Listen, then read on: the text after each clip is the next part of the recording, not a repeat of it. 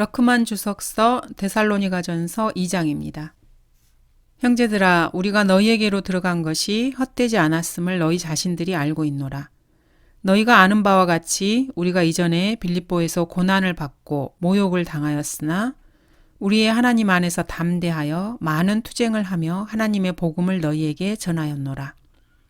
우리의 권면은 기만이나 부정이나 교활로 말미암지 않았고 오직 하나님의 승인을 받아 복음을 위탁받은 대로 전하노니 이는 사람들을 기쁘게 하려 함이 아니며 우리의 마음을 시험하시는 하나님만을 기쁘시게 하려 함이니라.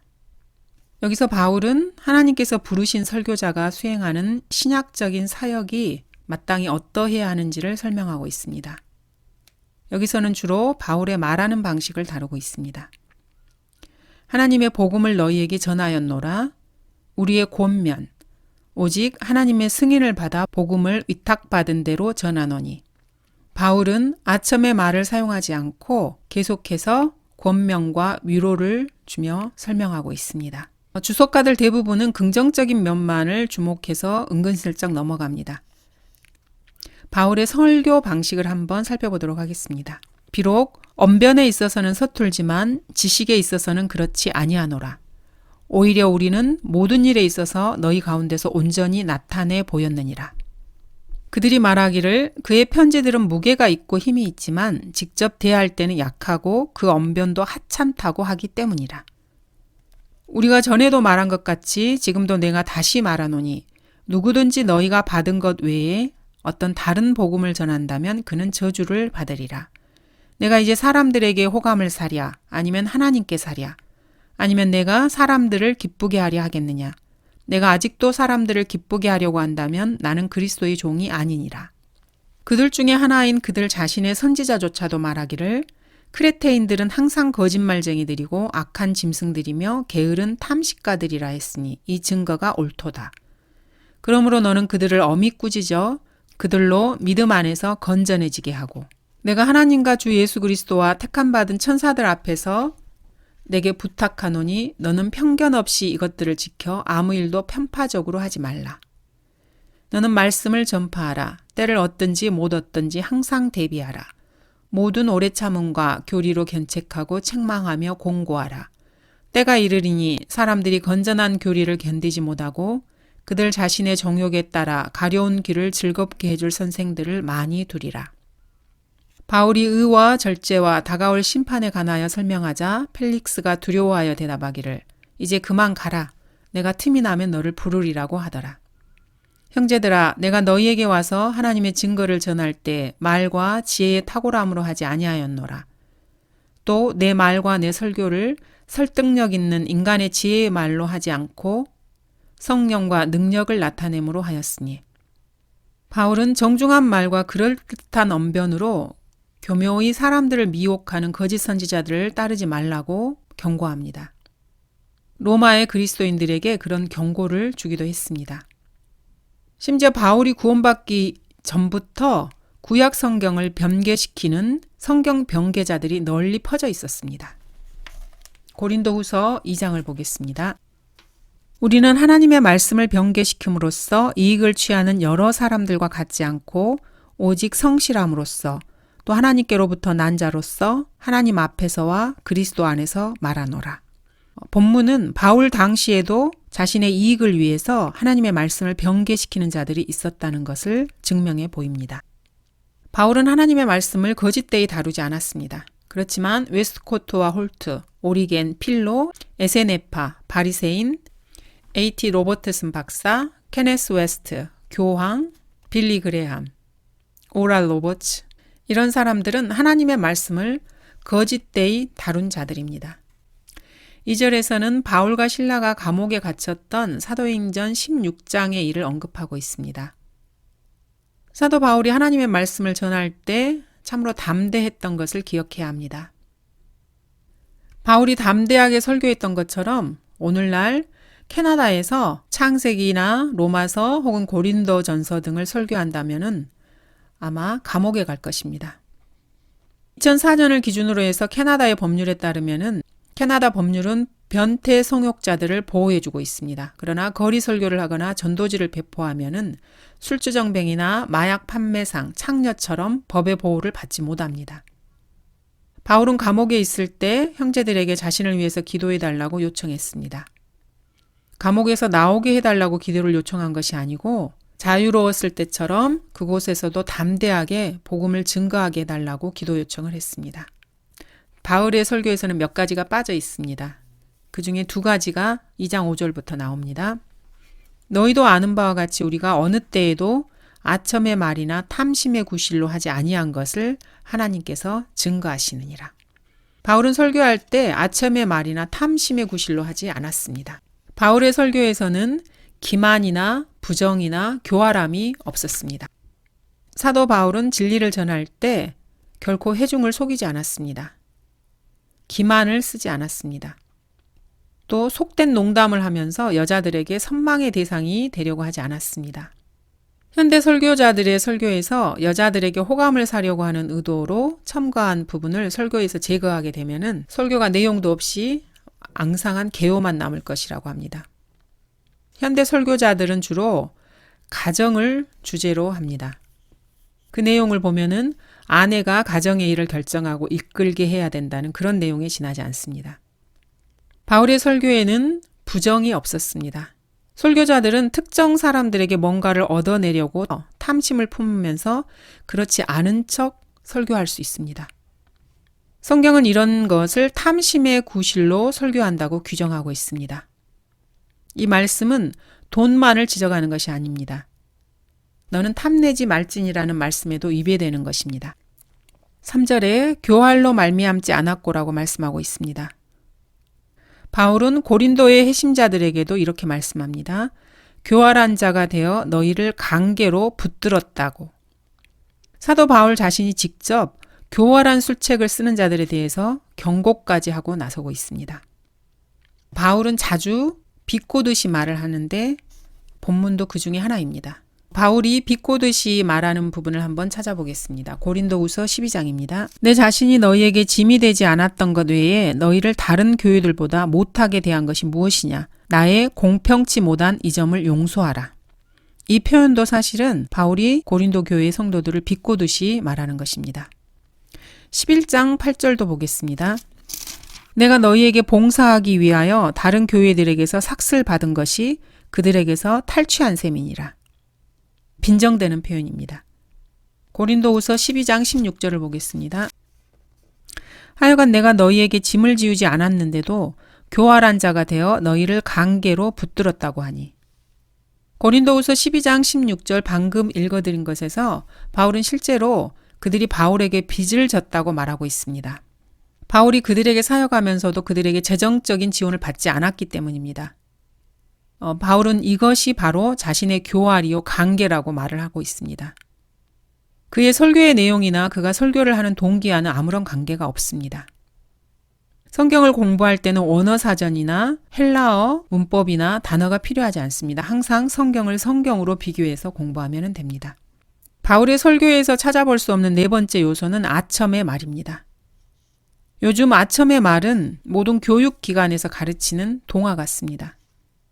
유치원에서 대학 과정을 통과하기까지 사람들은 이런 동화를 들으면서 자랍니다. 바로 진화론입니다.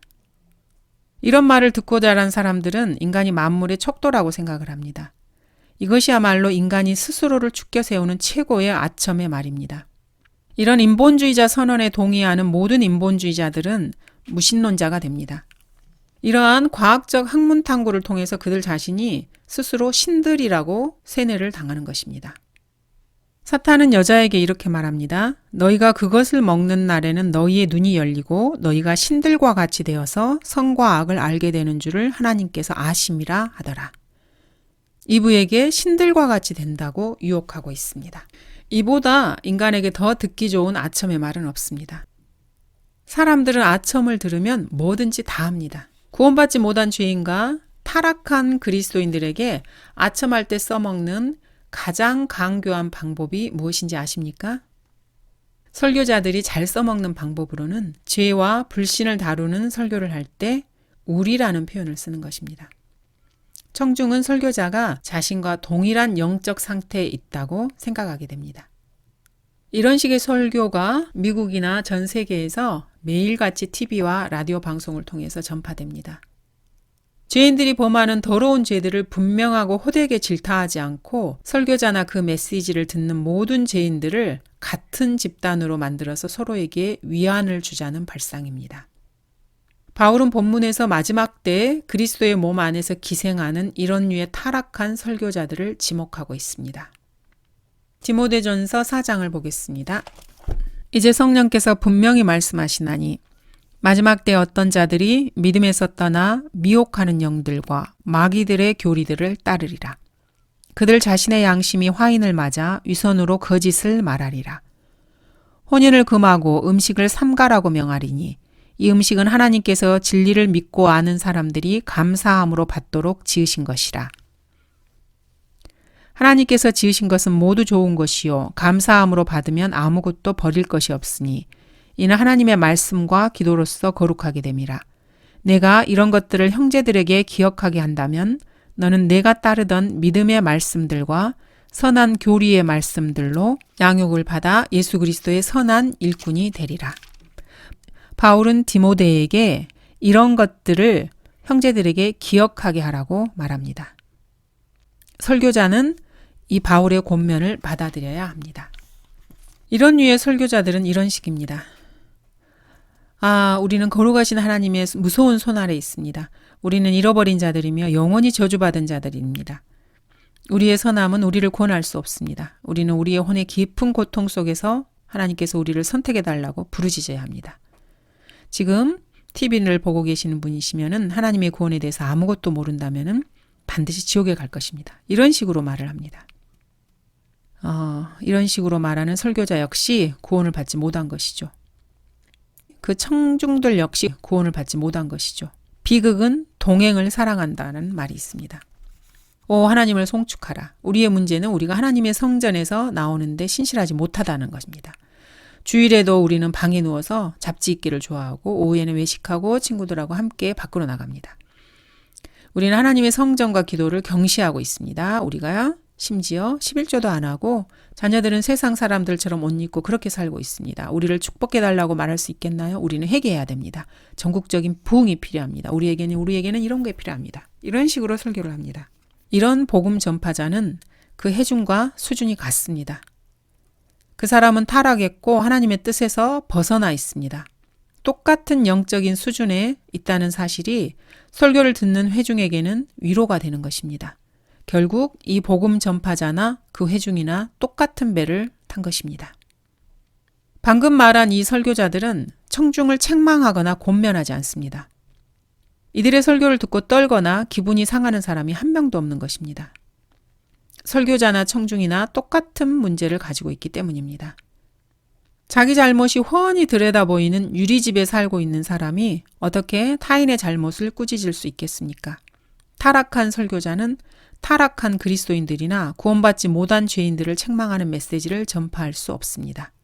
이런 설교자는 겁이 많고 소심하고 몸을 사리는 자입니다. 자신을 사랑하고 자신의 죄를 숨길 곳을 찾는 자입니다.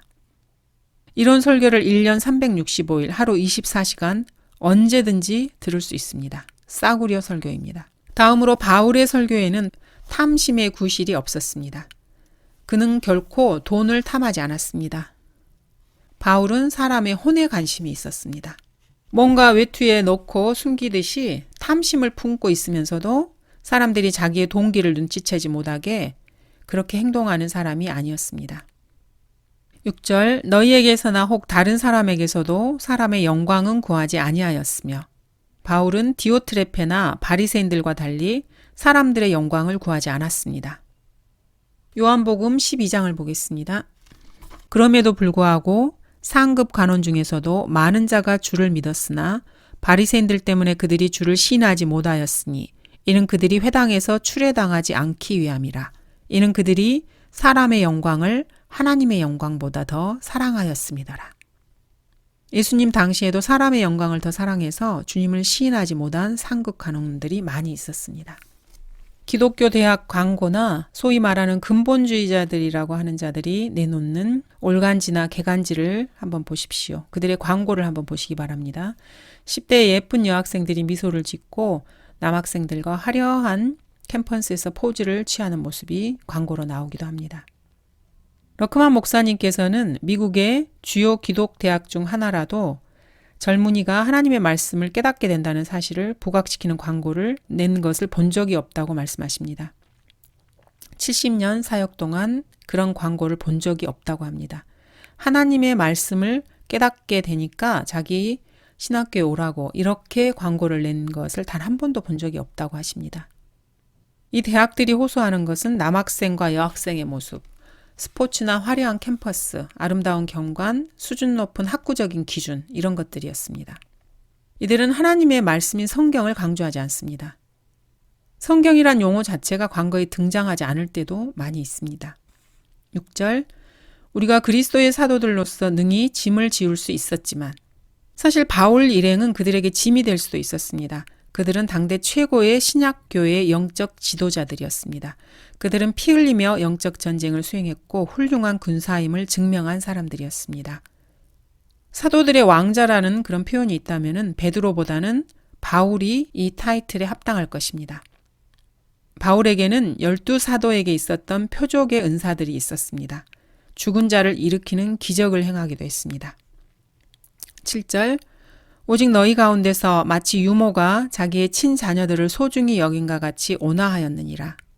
갓난아기에게는 유모의 보살핌이 필요합니다. 데살로니가인들은 바울에게 영적 자녀들이었고 바울은 그들을 아버지처럼 돌보았습니다. 고린도전서 4장을 보겠습니다. 이는 너희가 그리스도 안에서 1만 명의 스승을 가졌을지라도 아비들은 많지 아니하니 그리스도 예수 안에서 복음을 통하여 내가 너희를 낳았음이라. 이 회심자들은 바울에게는 영적 자녀들이었습니다. 8절, 우리 자신의 생명까지도 너희에게 주기를 기뻐하였으니. 여기서 생명은 soul입니다. 영어 단어로. 호는 교리적으로 사람의 몸 안에서 몸의 형태로 존재합니다. 여기서는 우리의 내적인 존재를 의미하는 것입니다. 감정을 느끼고 환경에 반응하는 우리의 존재 영역을 말합니다. 2장 9절, 형제들아 너희가 우리의 수고와 고생을 기억하리니 이는 너희 가운데서 아무에게도 짐이 되지 아니하려고 밤낮 일하면서 너희에게 하나님의 복음을 전파하였음이라. 이 구절은 고린도 전후서와 잘 어울립니다. 고린도후서 12장을 보겠습니다.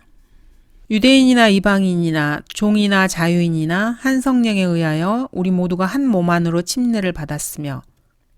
고린도 후서 12장 13절입니다.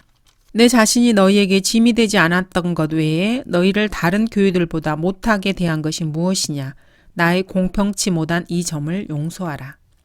18절에서도 내가 디도에게 권하여 한 형제를 그와 함께 보냈는데 디도가 너희에게서 이득을 탐내더냐.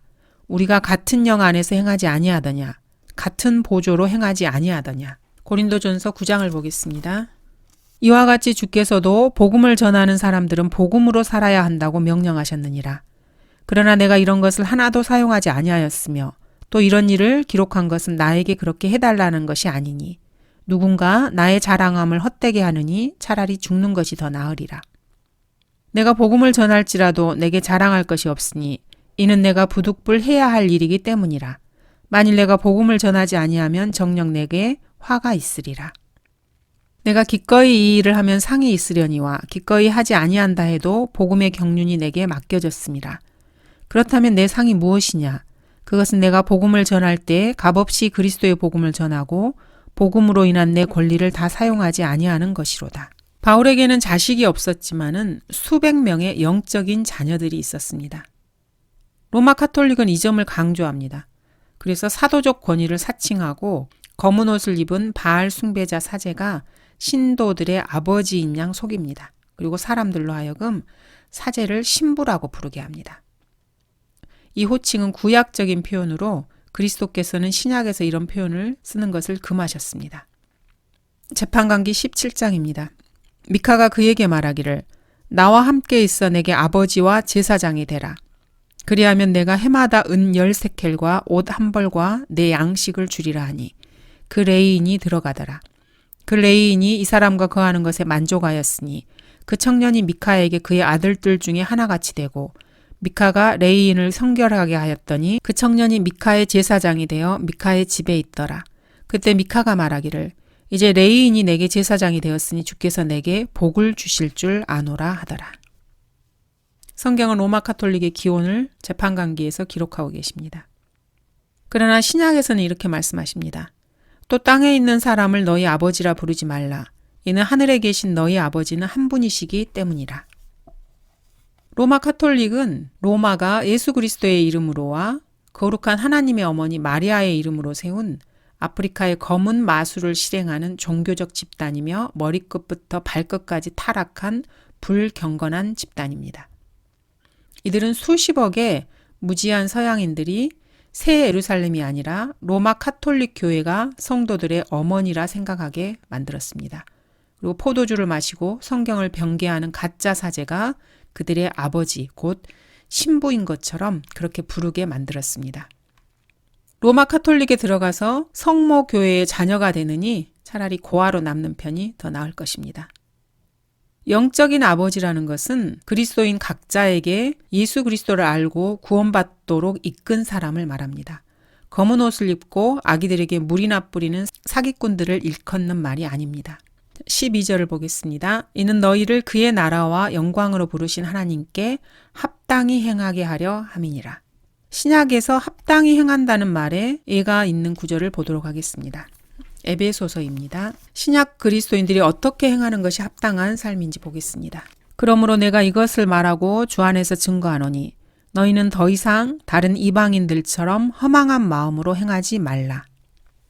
이전 행실에 관해서는 기만의 욕망에 따라 썩어진 옛사람을 벗어버리고 그러므로 거짓을 버리고 각자 자기의 이웃과 더불어 진리를 말하라. 이는 우리가 서로 지체이기 때문이라. 화를 내되 죄를 짓지 말고 해가 지도록 분노를 품지 말며 마귀에게 틈을 주지 말라. 도둑질하는 자는 더 이상 도둑질하지 못하게 하고 오히려 일하게 하라. 그가 손수 선한 일을 하여 궁핍한 자를 구제할 수 있게 하라. 너희 입에서 어떠한 더러운 말도 나오지 아니하게 하고 오직 서로를 세우는 데 필요한 좋은 것만을 말하여 듣는 자들에게 은혜를 끼치게 하라. 하나님의 거룩한 영을 슬프게 하지 말라. 너희가 그로 인해 구속의 날까지 인치심을 받았느니라.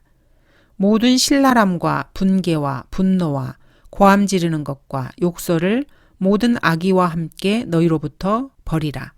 너희는 서로 친절하고 다정다감하며 서로 용서하되 하나님께서 그리스도를 위하여 너희를 용서하신 것 같이 하라. 9장 3절입니다.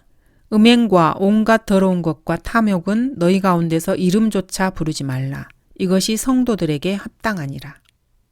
또 음탕함과 어리석은 말이나 농담은 합당치 아니하니 오히려 감사를 표하라. 너희가 이것을 알거니와 음행하는 자나 더러운 자나 욕심 많은 자 곧 우상 숭배자는 누구든지 하나님과 그리스도의 왕국에서 상속받을 것이 없느니라.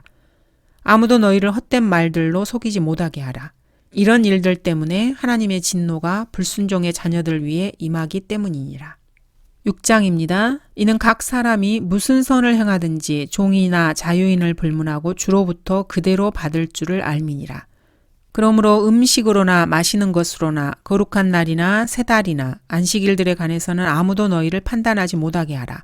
이런 것들은 다가올 것들의 그림자이나 몸은 그리스도의 것이니라. 그러므로 너희는 그리스도와 함께 살아났으면 위에 있는 것들을 구하라. 거기에는 그리스도께서 하나님의 오른편에 앉아 계시느니라. 위에 있는 것들에 너희 마음을 두고 땅에 있는 것들에 마음을 두지 말라. 그러므로 땅 위에 있는 너희의 지체를 죽이라. 곧 음행과 부정과 사욕과 악한 색욕과 탐심이니 탐심은 우상숭배니라. 이런 것들 때문에 하나님의 진노가 불순종의 자녀들 위에 임하느니라. 이제는 너희가 이 모든 것, 즉 분노와 성냄과 악의와 하나님을 못 오가는 것과 너희 입에서 나오는 추잡한 말을 벗어버리라. 서로 거짓말하지 말라. 너희가 그 행위와 함께 옛사람을 벗어버리고 그를 창조하신 분의 형상을 따라 지식 안에서 새롭게 된 새 사람을 입었으니.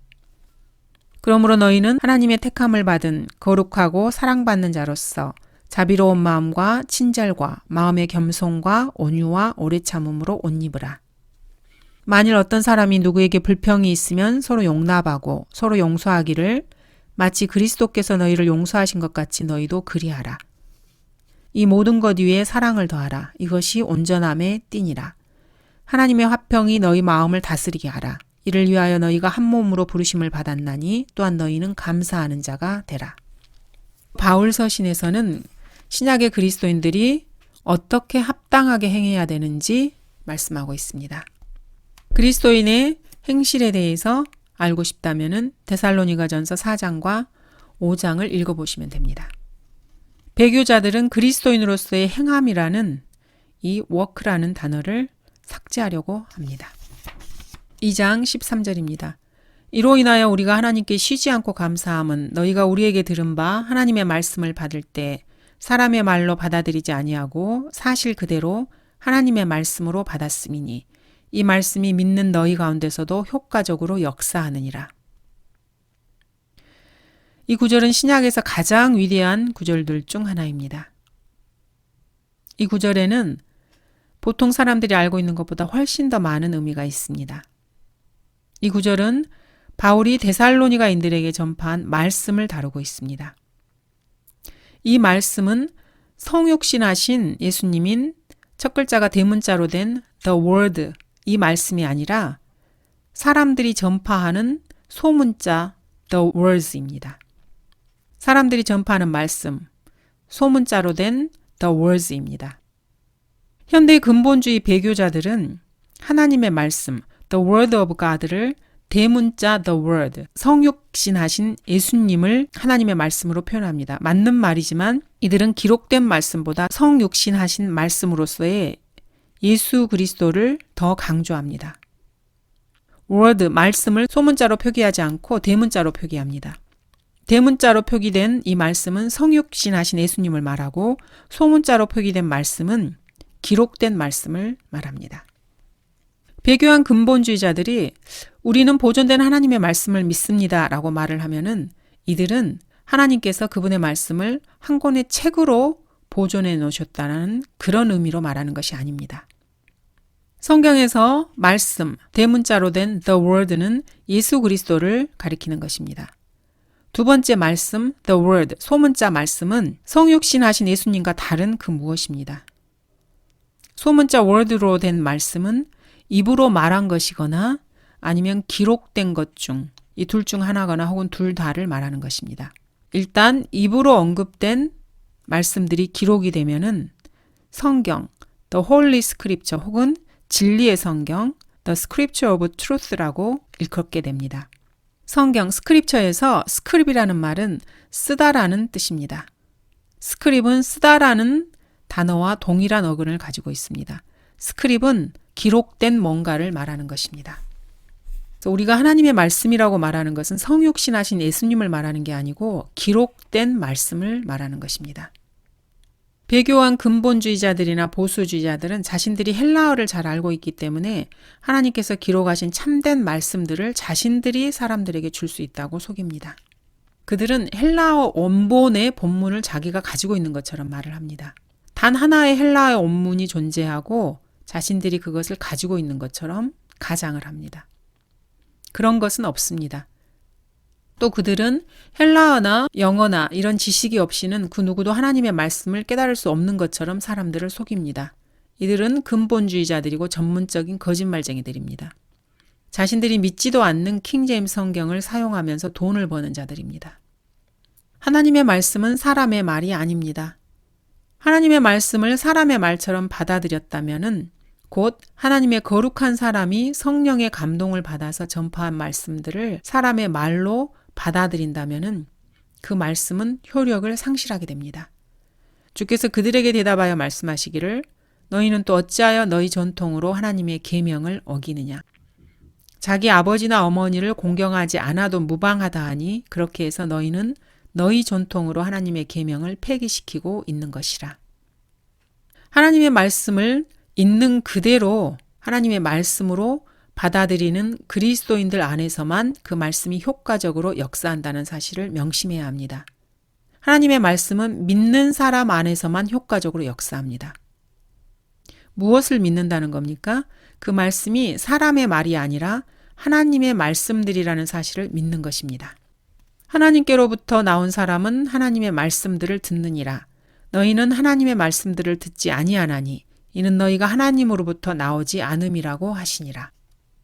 수많은 기독교 교파들과 대학과 신학원들이 복음을 전파하지 못하고 감옥 사역도 하지 못하고 교회도 세우지 못하고 어떤 영역에서 섬김을 신실하게 하지 못하는 이유가 바로 이것입니다. 교육을 너무나도 많이 받아서 하나님의 말씀을 그 말씀으로 받아들이지 못하는 것입니다. 성경을 비평하는 것을 지혜로 여기고 자신의 불신을 통찰력이라고 변명하며 문법 지식을 지성으로 또 비겁함을 말씀과 교리에 수고하는 것으로 잘못 생각하고 스스로를 기만하고 있습니다. 이들은 어떤 학자나 교수들도 킹제임스 성경이 모호하다고 믿지 않는다 이렇게 변명을 합니다. 그래서 어떻다는 것입니까? 카톨릭 신부나 사제나 교황이나 왕도 그렇게 믿지 않습니다. 변호사, 대통령, 동성연애자, 연쇄살인범, 공산주의자, 무신론자, 진화론자, 인본주의자, 독재자, 사회주의자 이런 사람들도 성경이 무한 하나님의 말씀이라고 믿지 않습니다. 그래서 어쨌다는 겁니까? 수많은 학자들이 킹제임스 성경을 수정하고 비평합니다. 하지만 자기들끼리도 어디까지가 옳고 틀렸는지 일치하지 않습니다. 예수 그리스도께서는 그분이 읽고 인용한 성경을 결코 수정하거나 비평하는 법이 없으셨습니다. 공생의 3년 반 동안 단 한 번도 그렇게 하신 적이 없습니다.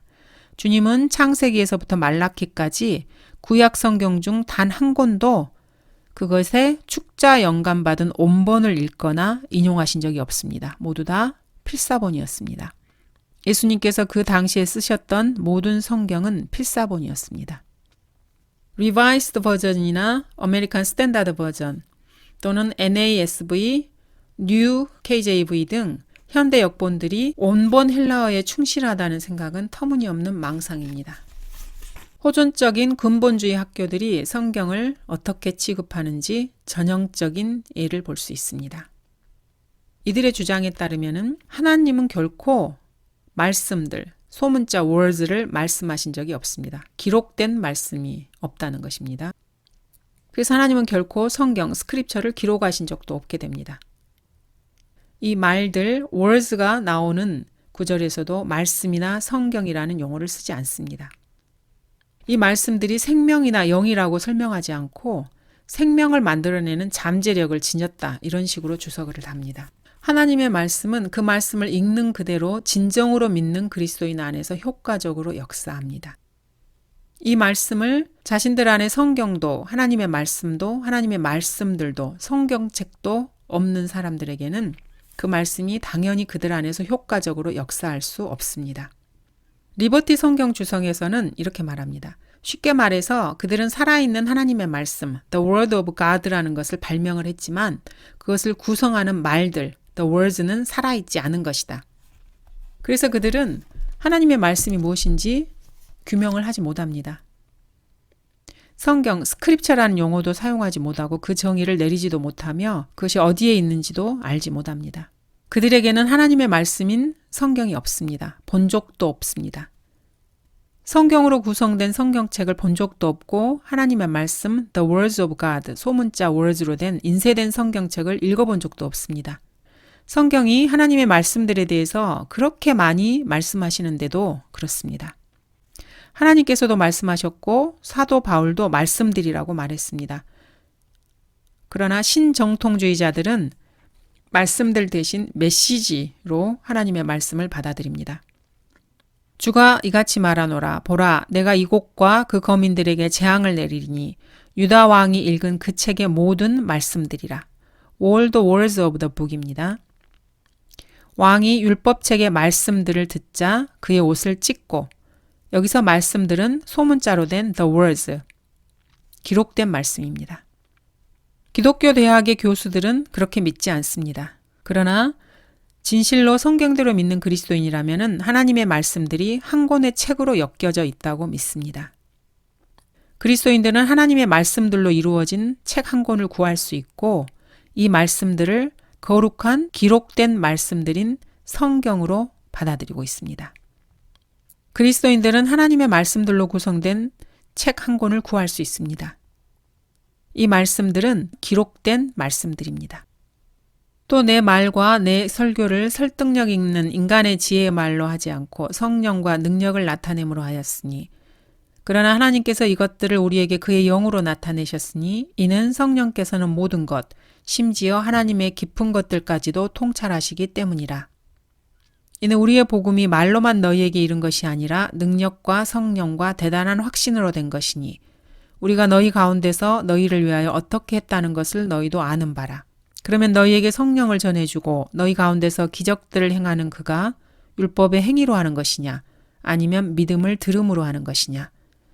또한 우리가 그것들을 말하되 인간의 지혜가 가르치는 말로 하지 아니하고 성령께서 가르치시는 말로 하나니 영적인 일들을 영적으로 비교하여 말하느니라. 그때 베드로가 성령으로 충만하여 그들에게 말하기를, 백성의 관원들과 이스라엘의 장로들이여, 말을 하는 이가 너희가 아니라 너희 안에서 말씀하시는 너희 아버지의 영이시니라. 너희가 그리스도 예수 안에서 유대에 있는 하나님의 교회들을 따르는 자들이 되어 라고 말씀합니다. 변개된 성경에 따르면 하나님의 교회들도 따를 필요가 없습니다. 그냥 모방만 하면 됩니다.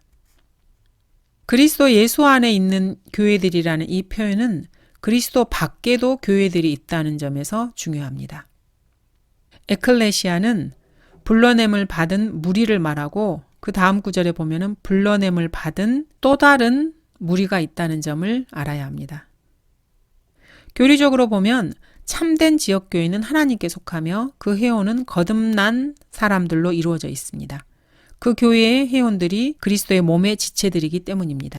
대중매체에서는 교회라는 말을 합니다. 그러나 그들이 말하는 교회는 신약 성경에 명시된 교회를 말하는 것이 아닙니다. 카톨릭 교황들도 AD 400년 이래로 자기의 종교 집단을 교회라고 불렀고 대중매체도 그대로 받아들였습니다. 카톨릭의 모든 문헌과 뉴스미디어 보도에서도 교회라는 말은 로마 카톨릭 교회를 일컫는 그런 용어로 사용되기도 했습니다. 그들은 온 세상을 미혹해서 교회는 오직 하나뿐이고 모든 교회들 중에서 로마 카톨릭 교회가 유일하고 진실하고 거룩한 사도적인 교회라고 생각하게 만들려고 애를 썼습니다. 그들은 자신들의 교회가 시몬 베드로 위에 세워졌다고 주장합니다. 그렇지만 사실 사탄 위에 그들의 교회가 세워져 있습니다. 나도 너에게 말하노니 너는 베드로라. 그리고 이 반석 위에 내가 나의 교회를 세우리니 지옥의 문들이 그것을 이기지 못하리라. 베드로에게 이름을 지어주셨고 그리고 나서 이 반석 위에 교회를 세운다고 말씀하셨습니다. 이 반석은 예수 그리스도를 말합니다. 그리고 23절에서 주님께서는 베드로에게 이렇게 말씀하십니다. 주께서 돌아서서 베드로에게 말씀하시기를, 사탄아 내 뒤로 물러가라. 너는 나에게 걸림이 되는도다. 이는 내가 하나님의 일들을 생각하지 않고 사람의 일들을 생각함이라고 하시더라.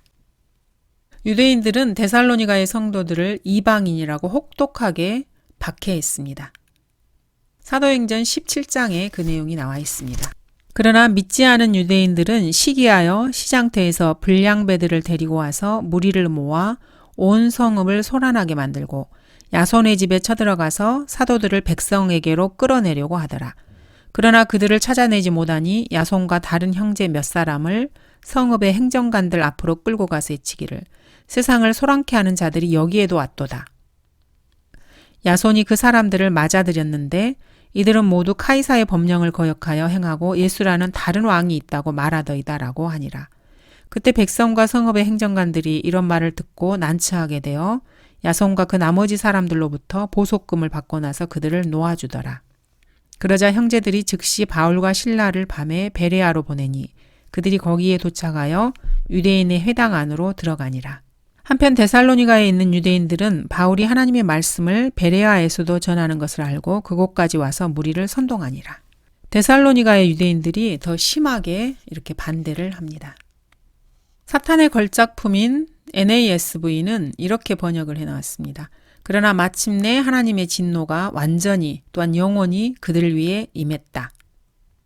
이들은 하나님께서 이스라엘과 완전히 끝냈다고 주장을 하는 것입니다. 그러나 하나님께서는 율법 이전에 아브라함에게 무조건적인 언약을 하셨습니다. 이 언약이 무조건적으로 야곱의 12아들 곧 이스라엘 민족에게 주어졌고 영원한 언약이라고 기록하고 있습니다. 이방인들이 이 언약을 어기면 하나님께서는 유엔에게 전 지구를 멸망시키시겠다고 일찍이 경고해 놓으셨습니다. 이사야 24장입니다. 땅이 또한 그 거민들 안에서 더럽혀지니 이는 그들이 율법을 범하였고 율례를 바꿨으며 영원한 언약을 어겼음이라. 그러므로 저주가 땅을 삼켰으며 거기에 사는 자들은 황폐케 되었고 그러므로 땅의 거민들은 불탔으며 적은 수가 남았도다. 밥 존스 대학의 성경학부 교수진들은 킹제임스 성경보다 NASV를 추천합니다.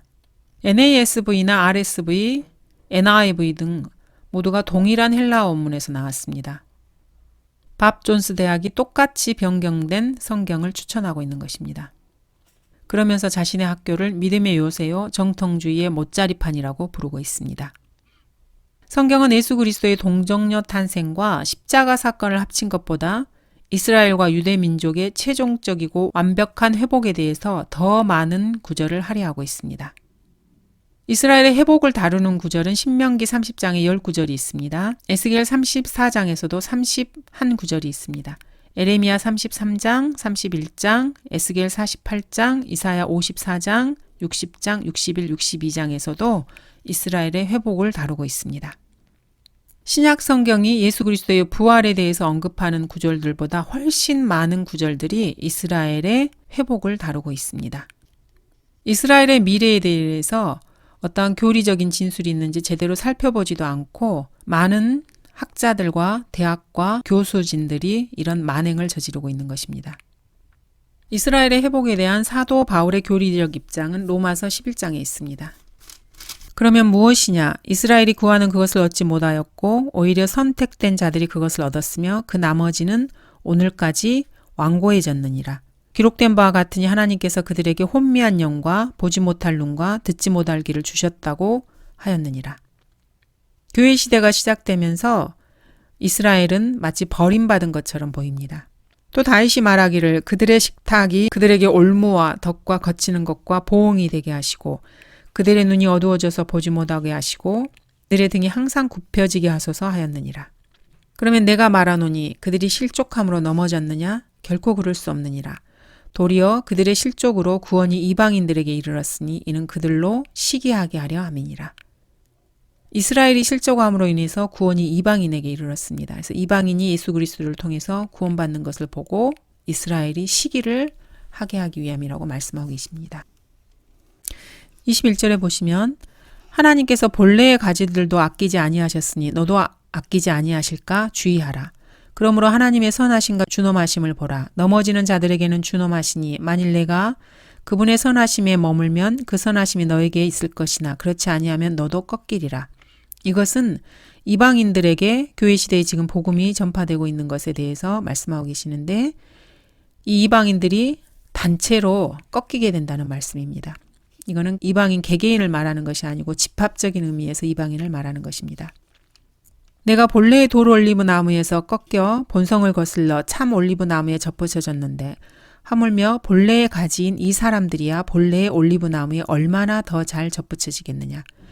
이스라엘이 다시 참 올리브 나무에 접붙여진다는 말씀입니다. 형제들아 너희가 스스로 지혜 있는 채 하지 않게 하기 위하여 이 신비를 너희가 모르기를 내가 원치 아니하노니 이는 이방인들의 충만함이 차기까지는 이스라엘의 일부가 완고하게 된 것이라. 이방인들의 죄가 가득 찰 때까지 이스라엘이 완고하게 된다는 것입니다. 그리하여 온 이스라엘이 구원을 받으리니 기록된 바 구원자가 시온에서 와서 야곱에게서 경건치 아니한 것을 제하시리라.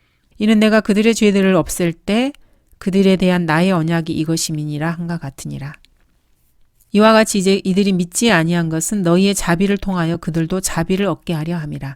하나님께서 그들 모두를 믿지 않은 가운데 가두어 두심은 모든 사람에게 자비를 베풀려 하심이니라. 오 깊도다 하나님의 지혜와 지식에 부요함이여 그분의 심판을 어찌 헤아리며 그분의 지나간 길을 어찌 찾아내리오. 바울에 따르면 이스라엘은 회복될 것입니다. 마호메트도 하나님이 택한 백성인 유대인들을 아랍인들로 대체시켰다라는 순전한 거짓말 위에서 종교를 세웠습니다. 교황들도 그런 거짓말을 믿고 로마 카톨릭 교회를 세웠습니다. 로마 카톨릭들이 유대인들을 대체했다고 믿는 것입니다. 로마 카톨릭과 모슬람 이 두 종교가 전 세계에 걸쳐서 약 15억의 신도를 거느리고 있습니다. 이들은 모두가 성경을 거부하는 반유대주의자들입니다. 이들의 주장에 근본주의 신학교들도 같은 한패가 되고 있는 것입니다. 유대인과 관련해서 두 가지 면을 살펴보겠습니다. 첫 번째는 부정적인 면입니다. 유대인들은 진리를 보지 못했습니다. 하나님께서는 유대인들을 일시적으로 잠시 제껴놓으셨습니다. 그리스도를 믿지 않는 이방인 각자가 지옥에 가듯이 구원받지 못한 유대인들도 각자 지옥으로 던져질 것입니다.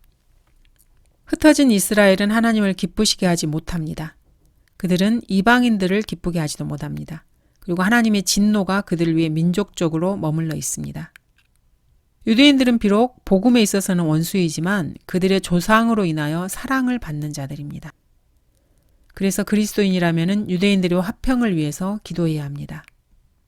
유대 민족을 선대해야 하고 그 이유는 하나님께서 그들을 선택하셨기 때문입니다. 모슬렘이나 카톨릭 그 누구도 영구적으로 이스라엘을 대체할 수는 없습니다. 구원은 주께로부터 오는 것이지만은 이 구원이 유대인에게서 나옵니다. 주 예수 그리스도께서는 단 한 번도 구원이 참 이스라엘이나 하나님의 이스라엘, 영적인 유대인에게서 나올 것이라고 말씀하신 적이 없습니다. 구원은 유대인에게서 나온다고 말씀하셨습니다. 이 유대인은 실제 유대인을 말합니다. 이 유대인은 요한복음에서 그리스도를 죽인 자들을 가리킬 때 사용된 용어입니다. 유대인들, 즉 실제 야곱의 아들들이 없었다면은 우리에게는 성경도 구주도 없었을 것입니다. 육신으로 나타나신 하나님은 유다 지파 소속이셨고 유대 땅에서 유대인으로 태어나셨습니다. 하나님께서는 결코 영원히 혹은 최종적으로 유대인과 결별하신 적이 없습니다.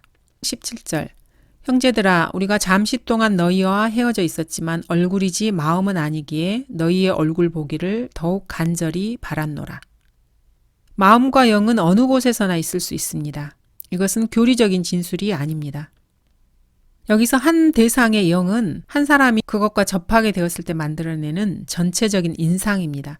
사람의 영이나 짐승의 영 혹은 하나님의 영이나 사탄의 영을 언급하는 것이 아닙니다. 데살로니가인들에 대한 바울의 사랑과 애정이 멀리 떨어져 있는 그와 그들을 하나로 만들었다는 뜻입니다. 우리가 잠시 동안 너희와 헤어져 있었지만 18절에 사탄이 우리를 방해하였노라. 아인슈타인이나 칼 마르크스, 대통령들, 교육계 등은 이 말을 믿지 않습니다.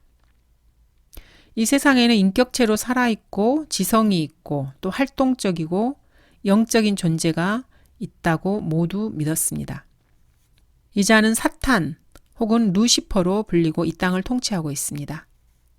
사탄의 활동 범위는 하나님께서 허락하신 뜻 가운데서 정해져 있습니다. 성경은 사탄을 대적이라고 부릅니다.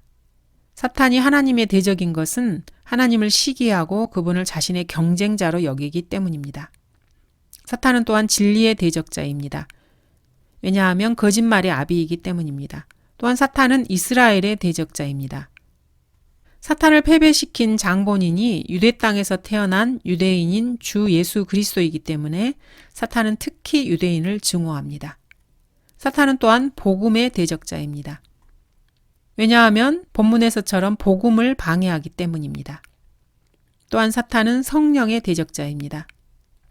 사탄 자신이 더러운 영들로 구성된 존재이기 때문입니다. 영들, 복수의 표현에 주의하시기 바랍니다. 또한 사탄은 성도들의 대적입니다. 왜냐하면 성도들이 하나님의 백성이기 때문입니다. 또한 화평과 건강의 대적입니다.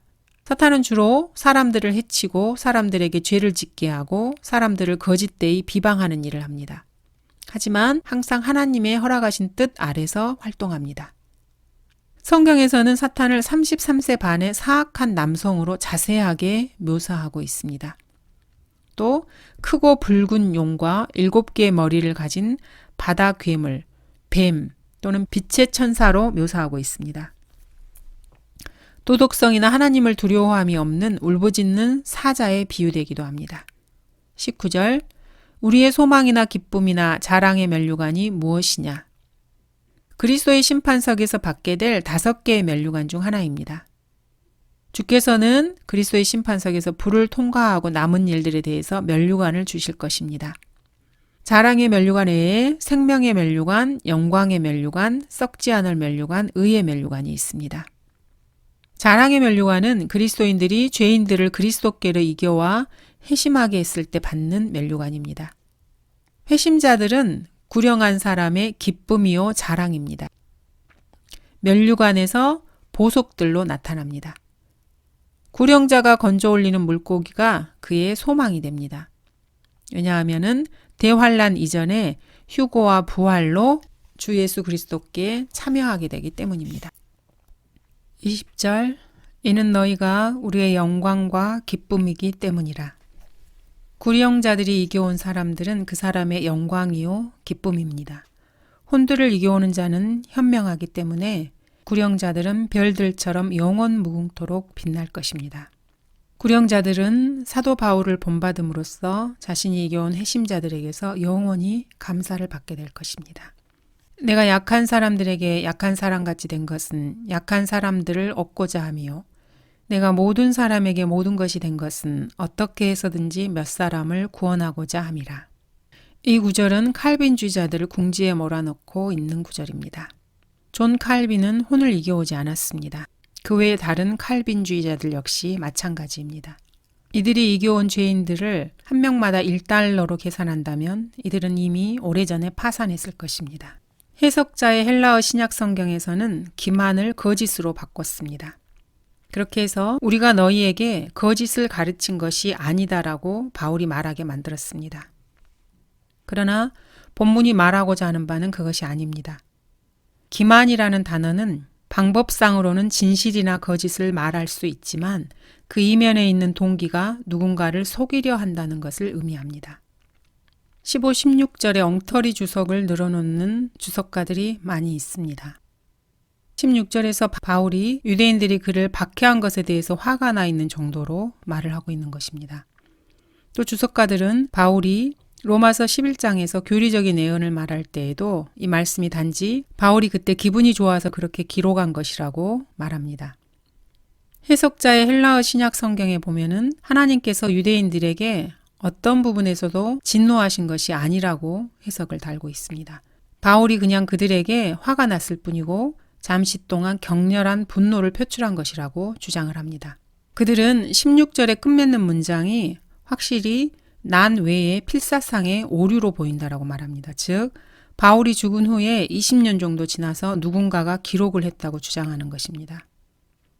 성경 대신 존재하지도 않는 헬라어 원본을 공부하면은 이런 식의 주석을 늘어놓게 됩니다. 오늘날 배교한 자들은 모두 구원을 받은 여부와는 상관없이 거룩한 성경을 변개시키는데 정신이 없습니다. 바울의 회심자들 안에서는 하나님의 말씀이 그들 안에서 효과적으로 역사했습니다. 그러나 이런 배교한 자들에게는 말씀이 효과적으로 역사할 수가 없습니다. 이 구절은 말씀은 믿는 사람들 안에서 효과적으로 역사한다는 신약 성경의 위대한 교리적 진리를 말하고 있습니다. 그 이면에는 말씀은 믿지 않는 자들 안에서는 역사할 수 없다라는 뜻을 내포하고 있습니다. NIV 번역자들은 이 구절에서 효과적이라는 단어를 삭제했습니다. 다른 변개된 성경들도 번역자들의 이런 추하고 타락한 사악한 만행을 감추기 위해서 이 단어를 삭제했습니다. 하나님의 말씀을 변개시키는 번역자들은 하나님의 말씀을 믿는 자와 믿지 않는 자를 서로 대조시켜서 제시하려는 것을 아주 꺼립니다. 믿는 척하지만 하나님의 말씀을 믿지 않는 자들이기 때문에 그렇습니다. NASV에서는 하나님의 말씀이 아니라 그들에게 바울이 하나님의 메시지를 전달했을 뿐이라고 주장하고 있습니다. 근본주의자들은 성경을 메시지와 무오한 말씀 등과 같이 여러 영어를 혼동해서 번갈아 쓰면서 교묘하게 빠져나가라고 합니다. NASV에서는 자랑을 삭제하고 자랑의 면류관을 환이라는 단어로 바꿔버렸습니다. 변개된 성경들에서 범해놓은 오류들을 일일이 지적하자면 끝이 없을 것입니다. 이런 사상을 신학교 학생들에게 주입시키고 있는 것입니다. 감사합니다.